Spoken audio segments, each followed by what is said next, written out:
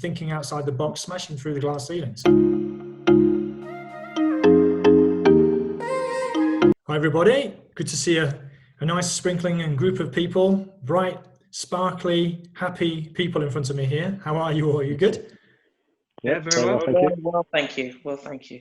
Fantastic. Well, this is going to be something of an experiment. We're midway through the series on the Property Voice podcast, all about going full-time in property.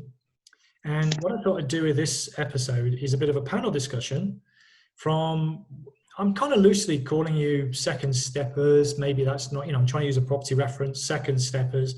So not quite at the stage yet where you can put your feet up and relax with the cocktails on the beach, which I kind of did double check before we came on air. I don't think anyone's quite in that category yet, are they? No, not quite. Not yet. But equally, you're not complete new beginners. You're already working either directly in property or in a field connected to property with the intention of probably generating a substantial part of your income or indeed your wealth through property. Is that right? Yeah. Yeah, that'd be correct.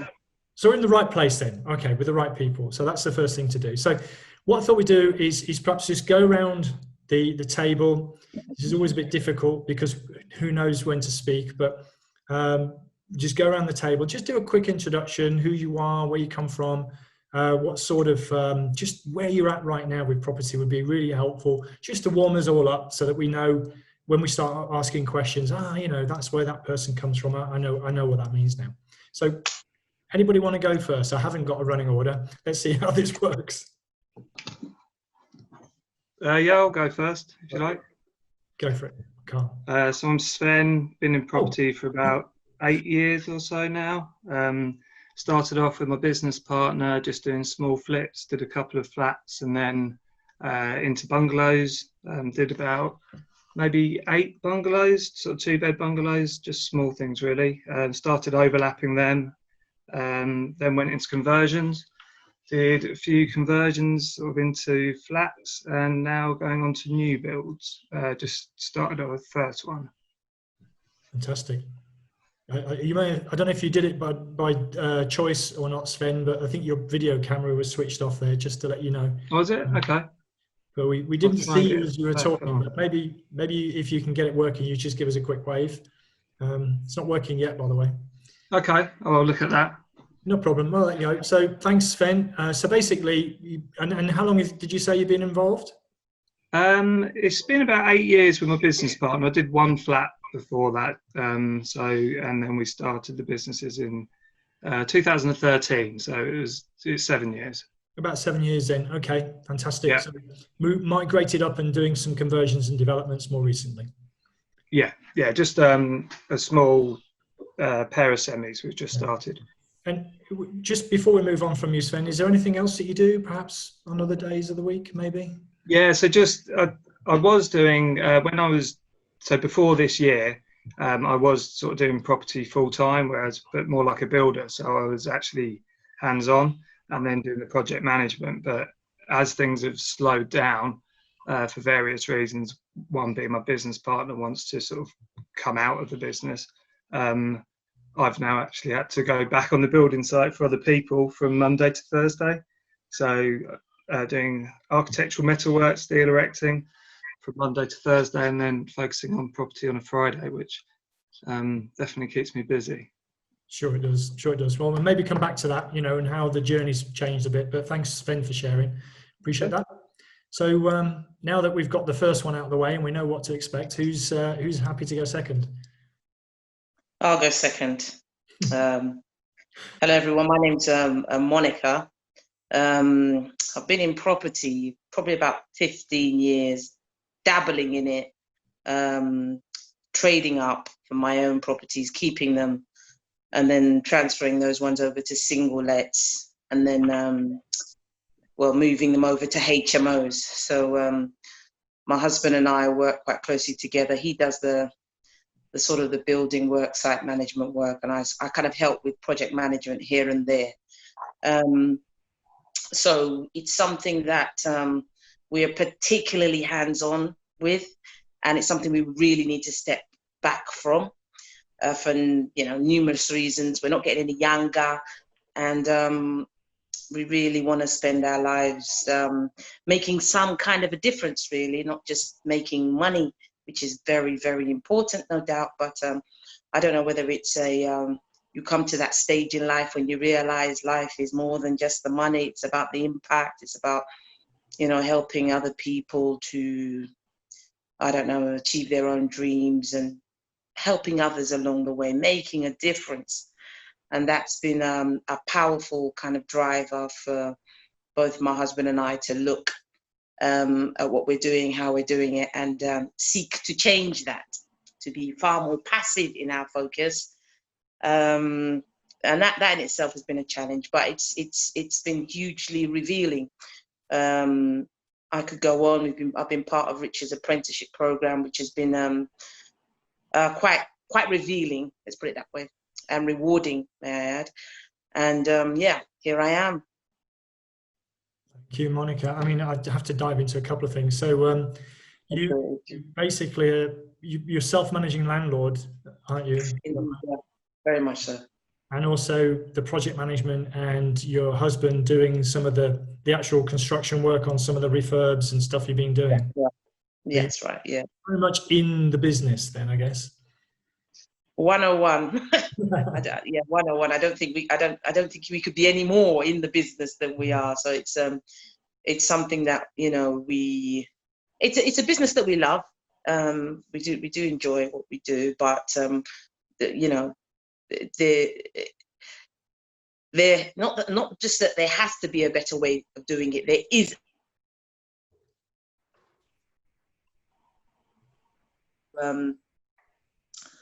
Pursuing that, and also, just like I said before, seeing how we can make that difference really in life. I want to just pause a little bit with you in particular on this make a difference thing. I don't know if there's anything you want to share at this point. Don't worry if you don't.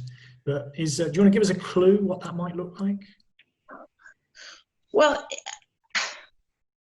to say I haven't thought about this, it's something that plays on my mind greatly, and ever more so now. But I just think that individuals, especially young people, they have so much going for them, and it's about how do we facilitate that opportunity for them to grow and make an impact. And I think that if an individual has a secure base, a secure home, and has opportunities in their lives to build their skills and people to speak into their lives, they can make a massive impact, not just in their own personal lives, but in their community. So I'm looking at a housing and sort of educational fund whereby individuals are able to have homes that they help construct, and they leverage the knowledge and expertise that they have gained during that process to go on and improve their lives. So there's a lot there. Just a small goal then, really. No, it's brilliant. We probably get into it later about perhaps how things change along the way. You mentioned you've been involved for 15 years. We'll maybe come back to this for everyone, but you've already given us an insight there that things can change along the way. And you can still take on big goals and visions, even though you've been involved for a while. So absolutely. So we'll probably dive a bit deeper, but I'm gonna just say, Carl, I saw you put your hand up there, and you tried to get in before Sven started to talk. So should we get you in? Let's get you in. Oh, okay. All right. Yes, I'm Carl Gilbert. I live in Basingstoke. Some of your audience might remember I was on your podcast, having done your apprenticeship. So I've been the bulk of my professional career was working in IT as a project manager. That was for about 15 years or so. I've been involved in property for about 10 years, working on smaller projects, gradually building up a portfolio. Fairly passive in certain aspects. So in the last few years, I've been more active in getting more involved and immersing myself in property. knowing that I've kind of tested the water and it's something that I've always wanted to be more involved with. So in early 2019, my hand was forced slightly with some life-changing events whereby I had an opportunity to go full-time in property, which I took, then shortly afterwards did your apprenticeship. So most of last year was training and strategizing, and kind of trying to formulate a path to follow, which was really the bulk of the apprenticeship. So that was very, very useful. And then coming into this year, really putting in my strategy into action, which is commercial conversions, primarily office to residential. So a solid year so far, working to find opportunities and building my network. So what's brought me to here now? Is what brought you to here now? Yeah, exactly. So yeah, it's interesting. You were careful with how you explain that. I'm not going to push you, but sometimes we get pushed into a certain direction, let's say, because of life events or a boss, who perhaps wants to take control. I know that's what happened with you here particularly, but Yeah. But in sometimes, would you say it was a necessary push? I don't know. It was, because it was more of a catalyst. So I had plans to go full-time in property, and I had already decided to join your apprenticeship with that view in mind, with that goal in mind. So I think I was fortunate in that I had the means to give myself a runway to put my plans into place and bring about change. So it was I wouldn't choose to go through that again, but it was make the most of the opportunities and make the most of bad situations. Yeah, I think that's a recurring theme with a lot of people who are either in full-time in property or aspiring to be, is kind of making the most of the opportunities, or perhaps the reverse is to then what's the phrase? Come on, I bet Anthony's got a phrase for me. Don't know why I'm picking on you, Anthony, for that comment, but I'm probably just looking at it as a segue to bring you into the conversation as well. Well, sorry, you want my intro then, or you can skip my question, my leading question. Just your intro. Cool. Well, Anthony Boyce is my name. I've been property investing for probably about 4.5 years, just coming up to 5 maybe. I've been an architectural technologist or designer for probably 18 years, sort of during obviously the investing time as well. So I guess I've kind of I've been working at kind of doing what I'm doing now for myself and property investors, and just never really thought about getting involved myself. And it was only when I kind of read Rich Dad Poor Dad that I kind of sort of took a look at myself and decided to pull my finger out and get going. From there, got buy-to-lets, HMOs, serviced accommodation. I've started the property thing with, as Richard said, Paul Million, who was on here the other day. And yeah, just at that point now where things are finally starting to, the projects are getting bigger, a bit more juice on them. So yeah, commercial conversions, doing a little bit of new build as well. Yeah, so just bigger, more attractive returns really. So yeah, fingers crossed next year I will be on the beach with the mojito or whatever. It's always there. Don't you have a beach up in Darlington? I'm pretty sure you do, don't you? Do I have a what, sorry? You're a beach up in Darlington? A beach, well, only when they put one in the marketplace, but that's just, I think that's just sand from the local river or the Skern or something like that, I don't know. No worries. Just to clarify as well, are you still doing the architectural technician stuff alongside property investing? I am, yeah. So I've kind of, I did want to kind of make a jump from the architectural stuff into just full-time property, but I've gone sort of full-time in my own firm March, just before Corona hit. So yeah, I'm full-time property, but I have to do a hell of a lot more work with the architectural side than I was initially planning to do anyway. So yeah, bit of everything still. It's interesting. We've already heard a couple of people saying they're doing more than one thing. They're, working in property, working on a business separate to that, or they've got a runway, as Carl referred to. So, it's not just make that giant leap and just shit or bust. It's like perhaps there's more of a migration path sometimes. Yeah, I think so. I mean, initially when I was employed, I'd kind of done that scaling back. So I'd gone from a 5-day week to a 4-day week down to a 3-day week. And then when I've gone full time on my own business, it's gone up to a 7-day week again. So it was kind of working out as you read in books, you scale as you develop a bit more portfolio income. But yeah, it's gone full circle and I'm just flat out now. So wow. Yeah, I maybe shouldn't have been on this podcast. Actually, I'm not a good advert at the minute. No, I think you are. I mean, we're trying to get authentic, real case studies. I think you're definitely one of them, a real authentic case study. So yeah, thanks for sharing. And I think there's a saying, isn't there, that someone who wants to run their own business will work 80 hours a week for themselves to avoid working 40 hours a week for someone else. Yeah. No, that is very true, isn't it? Yeah. Cool. We'll come back to that story, I'm sure. You mentioned one book already, Rich Dad, Poor Dad. I think a lot of people, some nods there. People read that book. Yeah. Yeah. Many years ago now, but yeah. Daniel, you said yeah. So let's get you into the conversation. Let's hear a bit about yourself. Right. Well, I'm Daniel, based in Bolton, Greater Manchester. I actually got into property accidentally. I put a deposit down on a half-built house with no roof on. And I spoke to a developer bloke who I know, and I said, "We just have a look at it for me." I didn't know what I was doing. I had spare time because I had a company running that I owned. I didn't really need to do much. I was just sort of overseeing it. So I thought I'll have a do at this house. I'm a bricklayer by trade, but I've not been into it for quite a while. And it turned out the cavities had been exposed for a while, so they're a big red flag.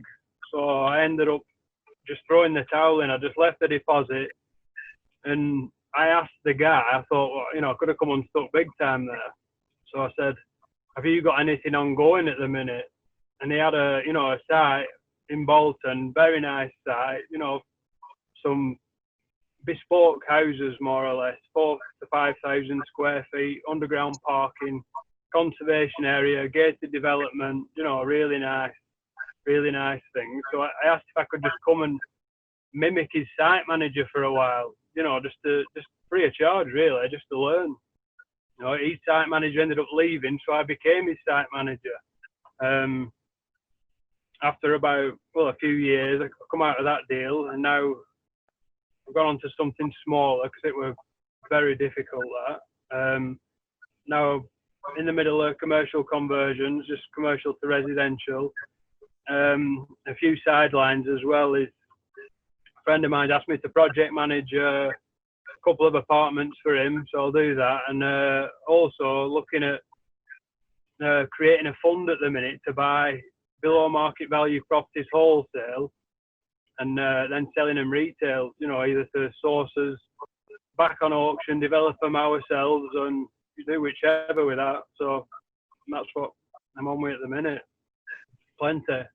Well, I was just about to say that there's quite a lot of different strands to what you've just talked about, and a lot of that has emerged quite recently as well, I think, isn't it? Yeah. Since being on the apprenticeship program, really, it's opened my eyes into what you can do. I never knew it was possible to do the things that are possible. I come from a small town, and if someone said you can earn £1 million quite easily, I thought they were just talking nonsense, or they were liars, But I think if you get a few good, solid people around you, you trust, I'm not saying it'll be easy, but it's definitely doable. We ain't running around like an absolute lunatic working 400 hours a week. These things are possible. Yeah, some really interesting things you just said in that share. I mean, the whole thing about what's possible and having good people around you for a start. But the other thing is you said that you were, well, I don't know if you said, but I think you've taken the approach, and you definitely said with the development project, that first one, that luxury development, that you became the site manager. I mean, you were effectively managing that site for quite some time, I believe. Is that right? Yeah, about 2.5 years it were, yeah, and it were very, very difficult, because when you're bricklaying, you know about bricklaying and about your job, but when you've got underground basements leaking, tanking systems, dealing with, there were £2 million price tag these up in the north, so you can imagine the neighbours weren't just your average neighbours, so they were. They'd write essays to the council about the smallest things. Plus it were in a conservation area, so it was just a very delicate site. It was basically jumping in at the deep end in a big way. Not just in the deep end, in the sea. In the big wide ocean. Yeah, with a few sharks kicking about as well. And even now, I believe that you're project managing, and probably, I don't know if you're still on the tools a little bit with one of the projects at least that you're running now. Yeah. Well, with the lockdown, it were hard work to get trade, so I thought, why not? You can't stand still, really. Mm. Yeah. So. Brilliant. Okay. Well, I could have done, but I wouldn't have got anywhere. It's economy.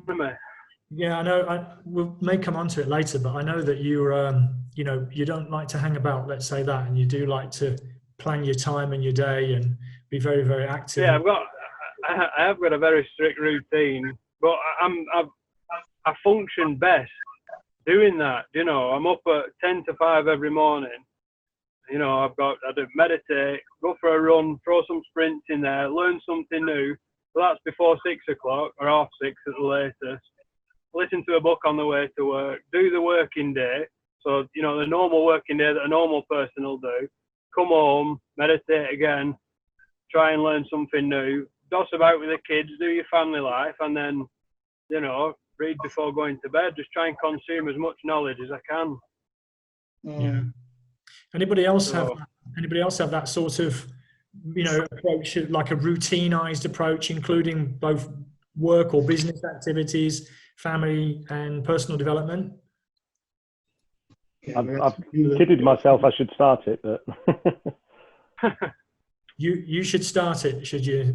Well, I've started reading books and things like that who say about the routine, and I can see a massive benefit in it, but yeah, I get maybe a couple of weeks in and it disappears. So yeah, it's something I'd like to get into my life, but it's just so up and down at the minute. It's difficult to do.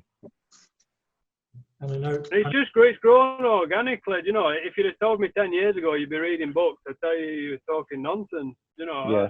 I think I got a level 2 in my GCSEs for reading because I hated it with a passion. But now I love it because I know what you can achieve through through the learning. I think it's the time you get up in the morning that's the worry. Well, well, I would get up at 5, but that 10 to 5, I've got you brush my teeth and get my running gear on, so that gives me 10 minutes. I'm like a Swiss watch. Brilliant. So what about? I think Carl and Monica, you were about to speak. I can't actually see Sven. I don't know if your camera is working. Oh, it's gone again. Sorry. It's okay. Internet's been a bit dodgy.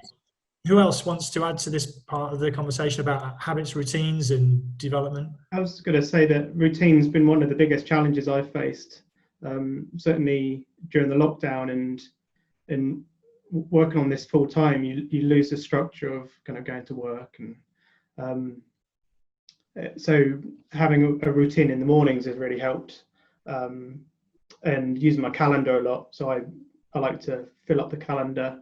So I've got a weekly planner, a weekly schedule that lays out my week on an ideal basis, and then each day or each night before I'd fill in my calendar as per my schedule or whatever's coming up. So that helps. Yeah. About personal. No, I was just going to say that, I suppose at the end of the day, you get to know yourself, don't you, when you're at your peak, when you're not so productive. And I have to go with Daniel here. I'm a 4-5 o'clock in the morning kind of individual. Meditation for me is kind of prayer, and then kind of listening to anything that's soothing. I love podcasts. I consume podcasts, things things like and audio books. But yeah, I think it's about, for me personally, it's about being we're very conscious of things that are happening around us. But I think when we're attentive, we're feeding our subconscious as well, and that's like our superpower, isn't it? It kind of gives us that boost. We don't see it all the time or feel it, but it's there helping us along the way. So I think for me personally, having a routine, being mindful about what I allow to kind of flow between my ears is extraordinarily powerful. Because otherwise I'm prone to the drift, and which can be really, it can be a rapid slide. So having structure, just knowing when you're at your best, and doing your high level activities first and being persistent about that is something that has been very helpful. I think, was it Brian Tracy? Did Brian Tracy eat that frog or whatever? Yeah.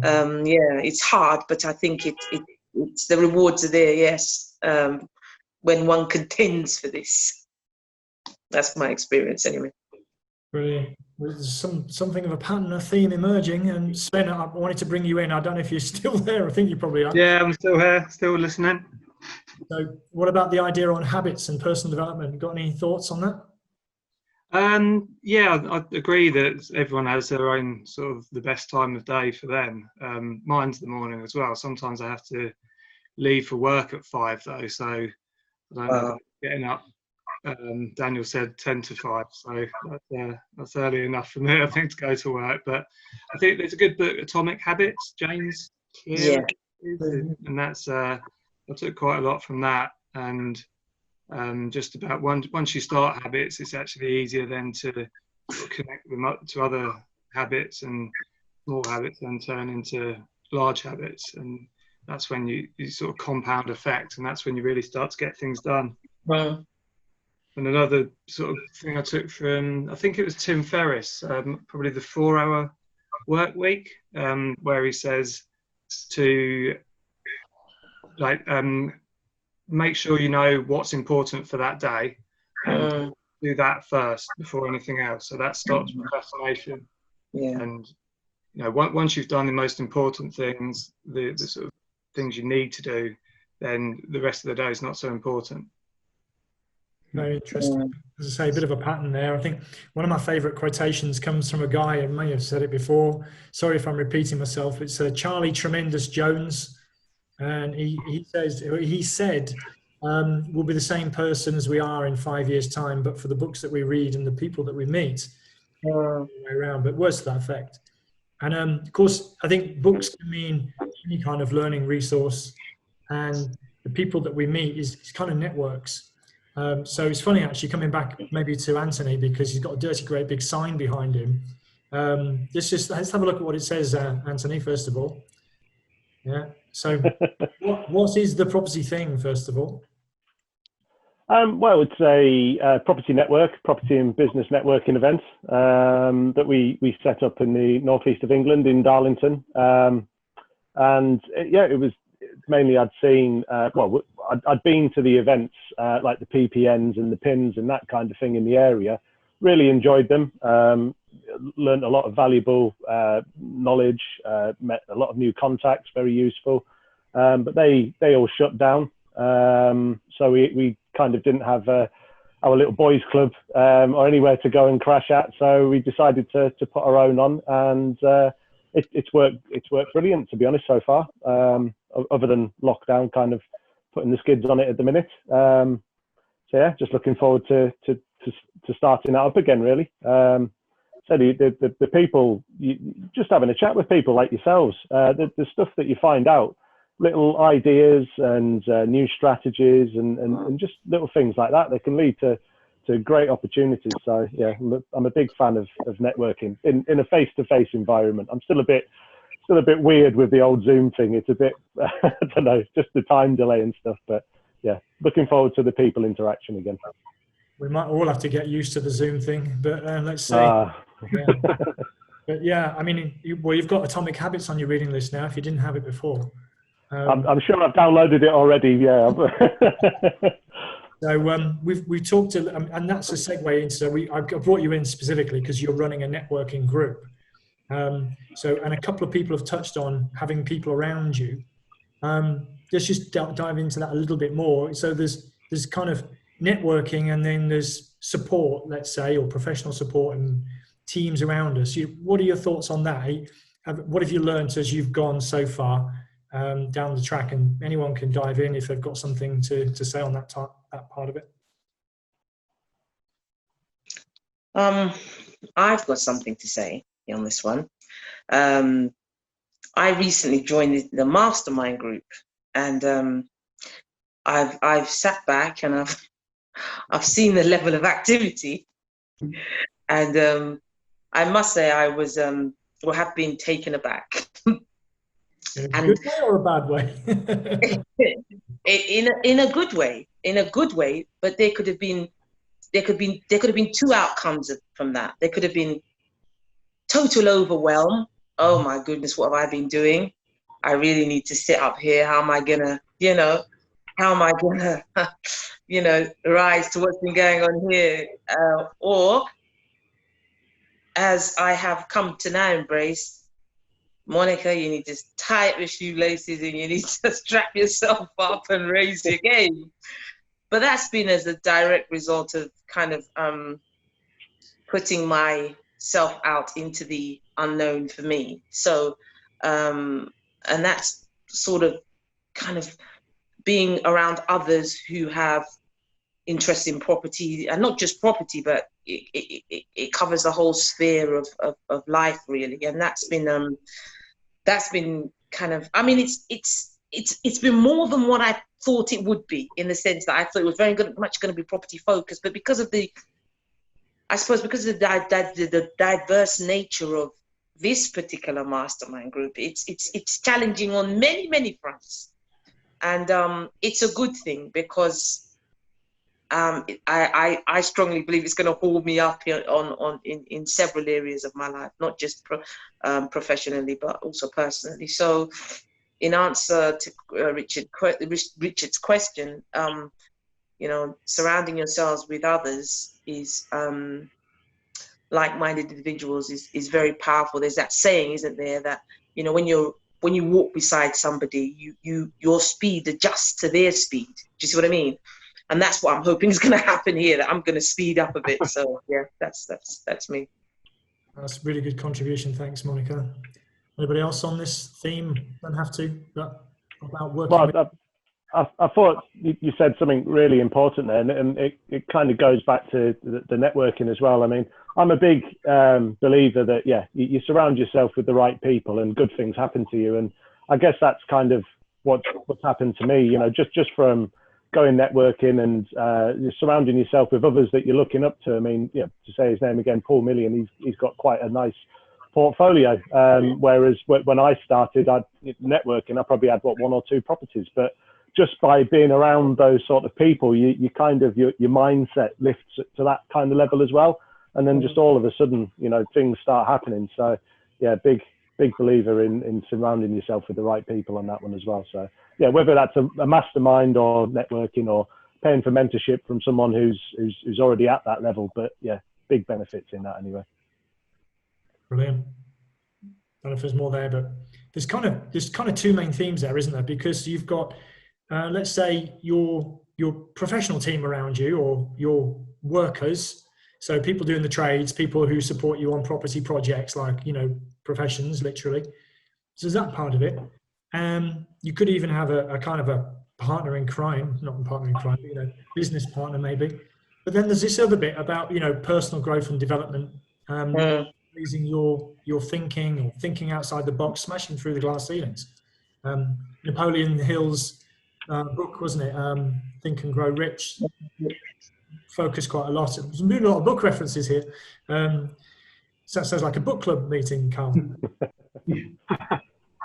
It's also the accountability as well, Richard. You can tell yourself you're going to do X, Y, and Z, but you can also not do it, and you're not accountable. Whereas if you tell a group of people you're going to do X, Y, and Z, you're going to you know, you're going to be trying not to look like a clown, really. You know what I mean? That's what I found, anyway. Well, it's easy to let yourself off, isn't it? Yeah, of course it is. Yeah. Cool. One of the things I found with masterminds and mentoring is the support and guidance you can get from those more experienced, and the confirmation and reassurance on your own strategy and your own trajectory to get that feedback as to how you're doing, how you're performing, what direction you're heading in.